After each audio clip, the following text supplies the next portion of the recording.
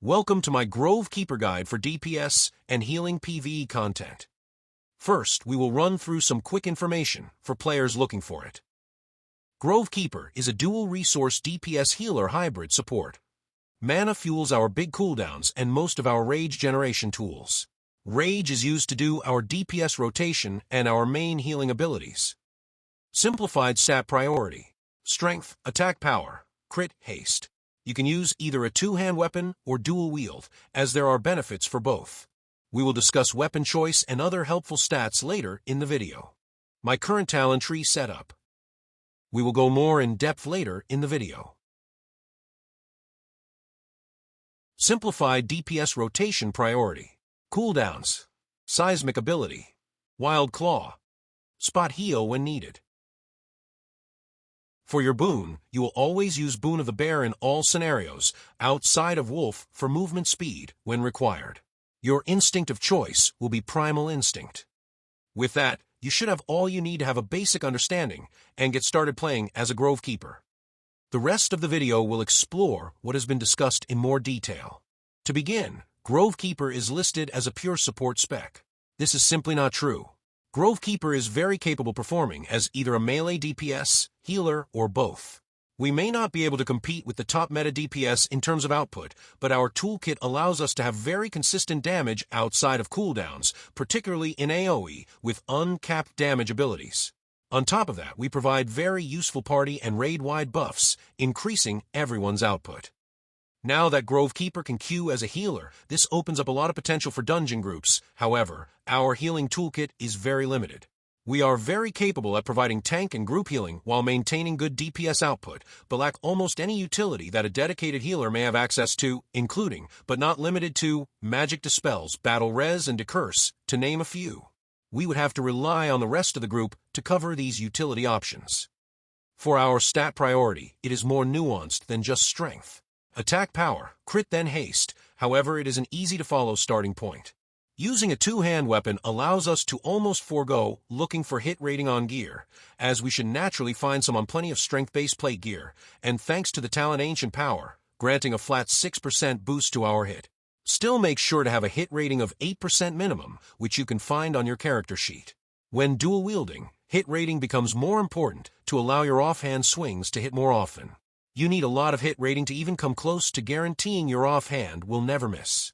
In either scenario, you should look for weapons with slower speeds, as this raises the base damage of Wild Claw, our main DPS filler ability. We also benefit from spell power. Strength or attack power scales all of our abilities, but most spells and abilities that do magic damage or healing benefit from spell power as well. For comparison, the gear or stats we are looking for are similar to classic Ret Paladin gear. Main stat strength and attack power, as our abilities scale better with it, than with bonus intellect or spell power. On screen are examples of gear well suited for Grovekeeper.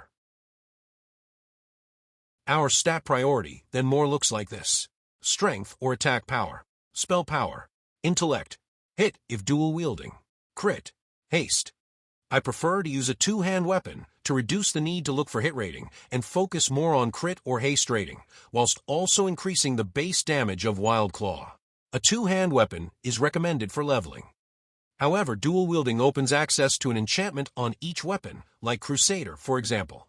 It also increases your proc chance for Aftershock, Nature's Fury talent, and Primordial Earth talent, as you are auto-attacking faster. Theoretically, with a high enough hit rating investment, dual wielding may be better. Either choice does not have rage or mana problems in most cases and comes down to personal preference. The talent tree that I run can be used for leveling in the open world and dungeons all the way through into endgame dungeons and raids with no issues. While leveling, my recommended talents to aim for would be Keen Senses early, into Stone-Faced later on in the Primalist Class tree. In the Grovekeeper tree, Nature's Fury, into Power Hammer and Ancient Power, then Battle Weaver.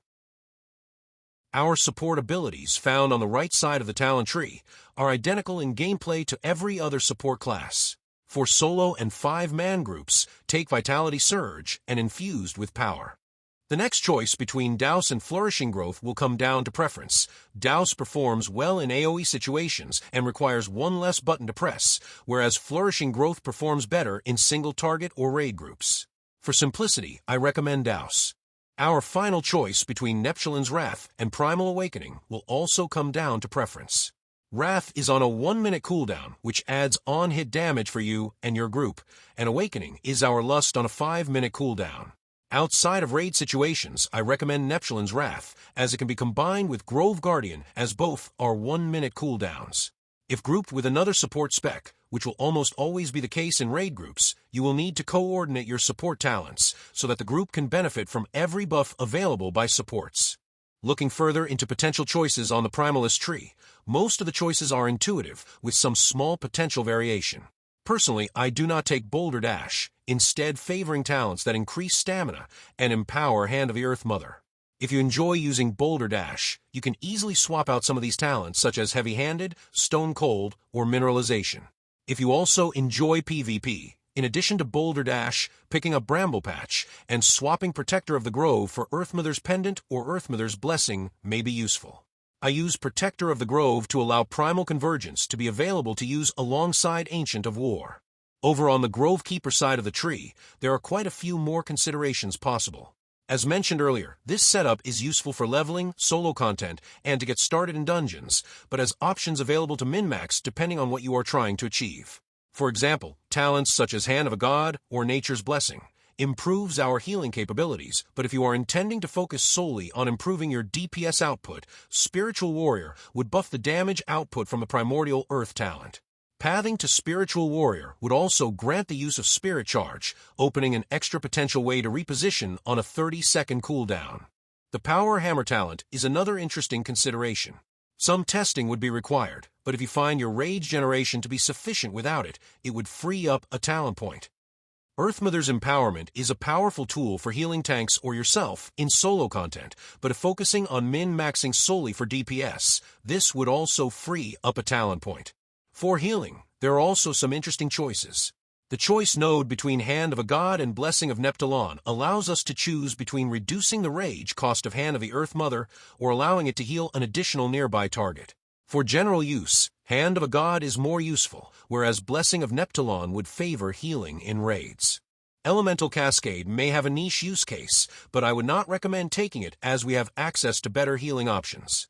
Thorns used to do its damage up front, then rooting its target, but was changed to do its damage over its duration, which would end when taking direct damage. This makes this talent almost entirely useless outside niche use cases for fleeing or PvP.